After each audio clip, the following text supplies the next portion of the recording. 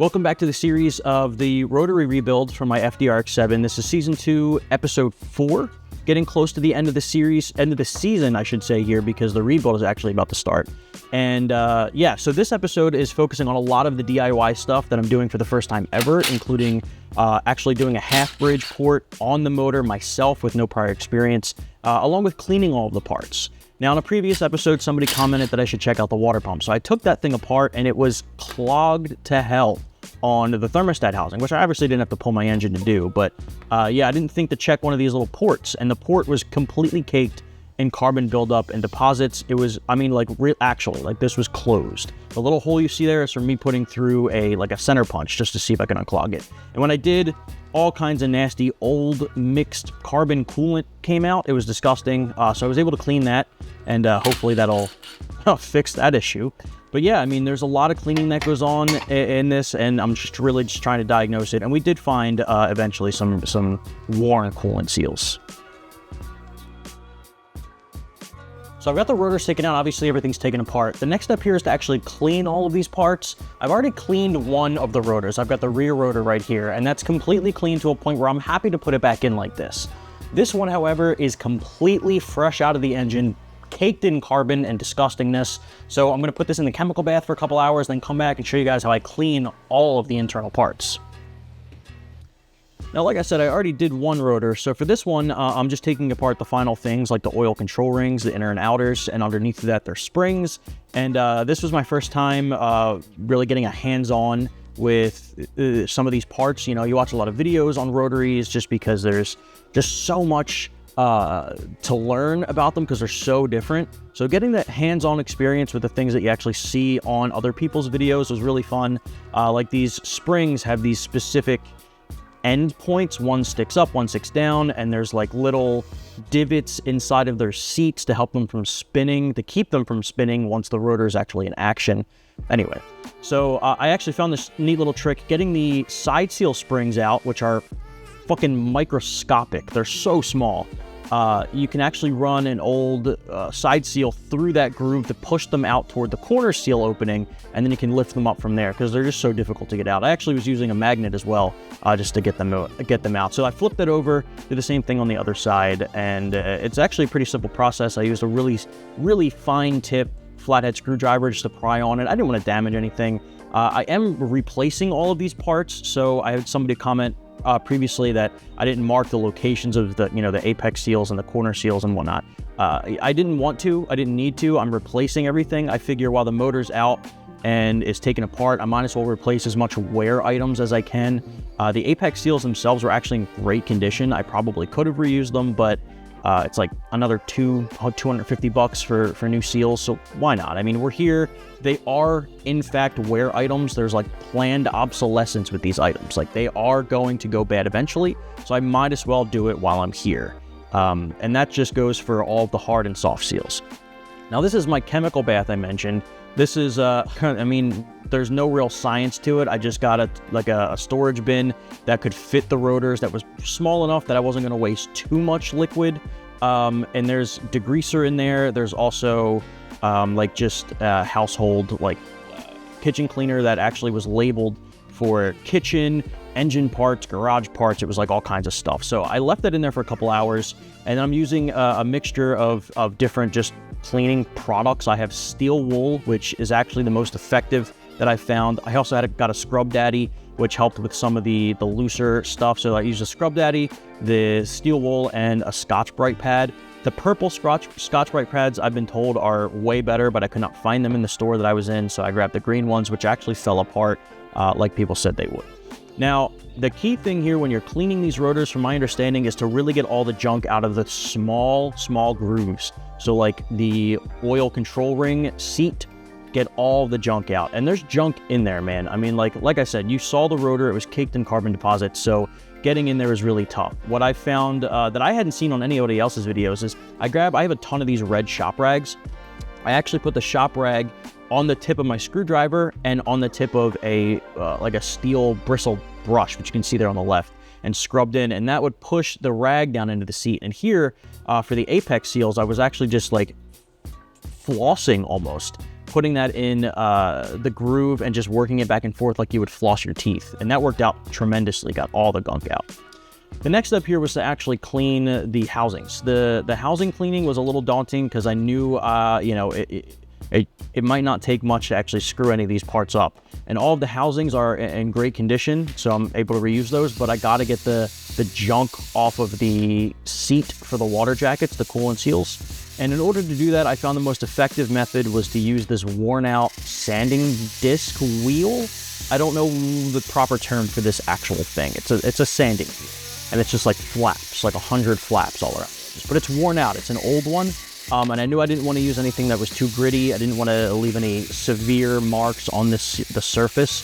So this actually did an amazing job. There's like very minor like surface scuffs just from the sandpaper, but it's nothing that would impact any of the performance. So I was able to get all that off. This was a really, really time-consuming process. This took several days. And I used this wheel to clean up all the housings and prep for paint, and getting all the old gasket seal off. A couple of really important places to clean up. Like this side piece didn't need to get cleaned. I didn't have to do this. It's just something that I wanted to do and prep for paint. But if you're painting, you can do it however you want, or not. The surfaces you really want to spend a lot of time on are the places where the dowel rings are going to go, places where the oil pan are going to make contact, so the bottom of those plates. And this is a close-up of one of the plates, the irons that I did before I did it. So you can see that section there on the inner coolant seal, super, super worn out. And a lot of sections were actually super caked on both sides of the seal, which, in my opinion, probably did cause some of the failure. Obviously, coolant was getting through, combustion gases were getting through into the coolant system, which was overpressurizing it. Mix that with the clog from the thermostat housing we saw earlier, and there's the issue. I mean, the combustion gases were mixing with the coolant, causing all of this sediment to build up, and with the hot and cold cycles and it overheating one time, all that kind of just made its way through the system and then clogged the thermostat housing. I mean, all of these things connect and make sense. I think at the end of the day, even if I did find that thermostat clog and unclogged it, it might have caused some of the issue to go away temporarily, but I still think these coolant seals were worn to the point where the issue was just going to come back at some point, and this rebuild was inevitable. So all that hard work for the prep led to paint, and I decided to go with two different colors. The rotor housings, the two rotor housings, I decided to prime and then hit with Pontiac light blue metallic quartz, I think it was. And listen, I know this is not something you're probably even going to see in the engine bay, especially because I didn't go big single turbo and delete the air pump and a rat's nest delete. So I still have all that stuff clogging up the engine bay, but this was really just for me. The front and rear iron, along with the center iron, I decided to just go matte silver. So I primed it and then did matte silver.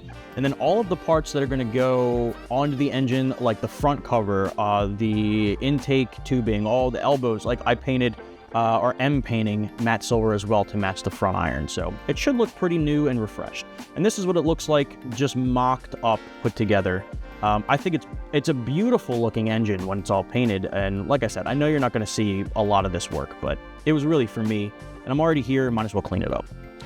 Next step is porting. And I was terrified. Oh man, I'd never done this before. So what I decided to do is do a half bridge. And I know I'm not doing like a full bridge. I know I'm not doing even the biggest half bridge. I got this porting template from Mazda Tricks. It's the half bridge turbo for the 90 up to 95. Obviously mine's a 97, but it still works. So yeah, I started doing the half bridge, which I decided to do the half bridge on the secondary ports, so the front iron and rear iron, and I did a mild street port on the center iron, so the primary port. So, and the thinking is the secondary ports being the half bridge will give me the nice brappy sound, so to speak. It'll sound good. And the primary being the street will be able to give me the drivability down low.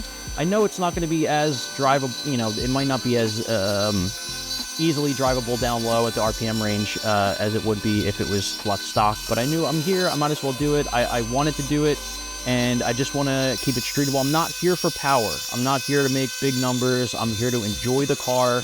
I'm here to love the sound. I'm here to be able to turn the radio off and enjoy myself just listening to engine sounds and exhaust sounds, but also be able to have a little bit more fun at the top end, I suppose. And that's gonna be there with the half bridge. So I hope that makes sense, my rambling thoughts. And I decided to do this with my Milwaukee cordless Dremel, and I bought some bits for it. So I went at it with the larger port first, hitting it with really small, like diamond bit, I don't know what you would call it, just to take out small bits of material. And I know I've watched a ton of videos on porting, and again, being my first time, I wanted to take it slow. I wanted to be cautionary. I wanted to not take off huge chunks of material with big bits. You know, I wanted to take my time, and I think it turned out okay. I don't think it's perfect.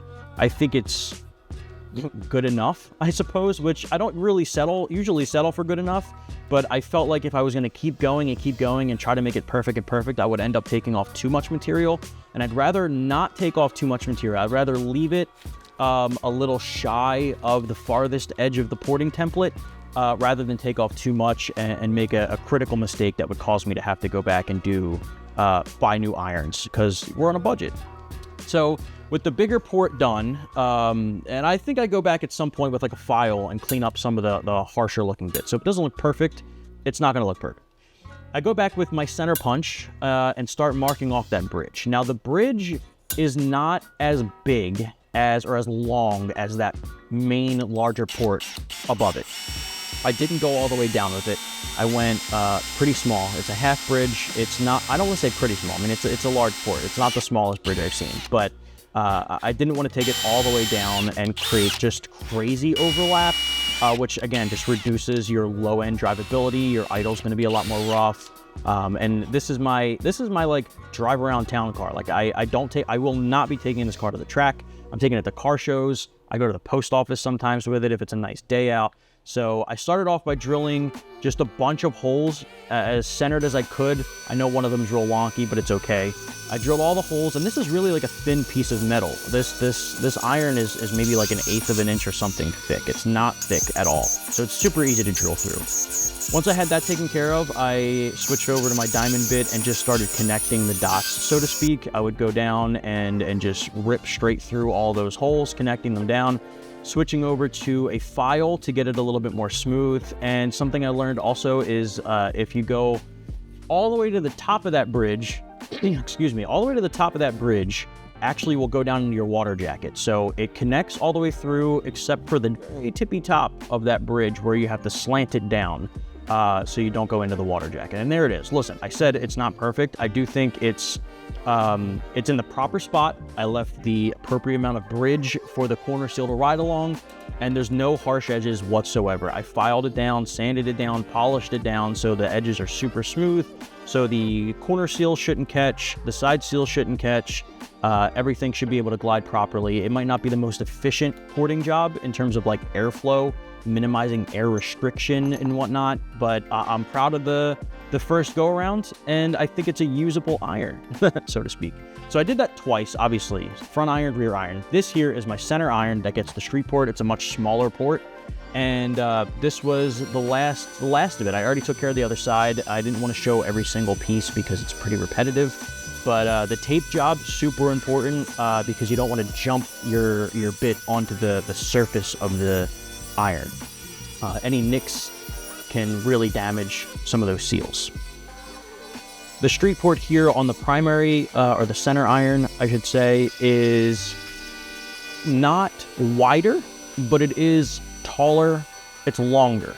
So you take it up, you take it a little bit down, but you don't take it out very much. And I think that's just to help minimize any risk for the corner seals, any risk for some of those harder seals. Like I said, you don't want to break anything off. And really, when it comes to the top, you saw me flip the iron over so I could work on the top of that port. The real key here, I mean, you're taking off a ton of material left and right, but the key is to really slope it. So it's not, like the factory port's pretty hard and almost like a 90 degree, so to speak. So you really want to like slope it and get it really angled. So I'm spending a lot of time with the Dremel, almost like sideways, getting it so it's a little bit more sloped down so the airflow runs smoother, and that edge that I'm creating is not much of an edge at all, but really like a hill. Like it's really smooth. So once I was done with that, sprayed some PB Blaster on a rag to clean up some of that paint just to see the edges, like what they really look like. And it was pretty smooth, and I'm using my finger all along it just to make sure nothing's gonna catch, and I think it turned out pretty damn okay for the first time. So this is, again, the last episode before we actually start the rebuild. The rebuild kit's gonna come in, and I'm gonna start putting things together, and I'm really excited for that. So subscribe, follow along. I hope you enjoyed it. Let me know in the comments what you think about the whole process here. My voiceover, if you'd like me to do something differently, I'm happy to hear you out. Thanks.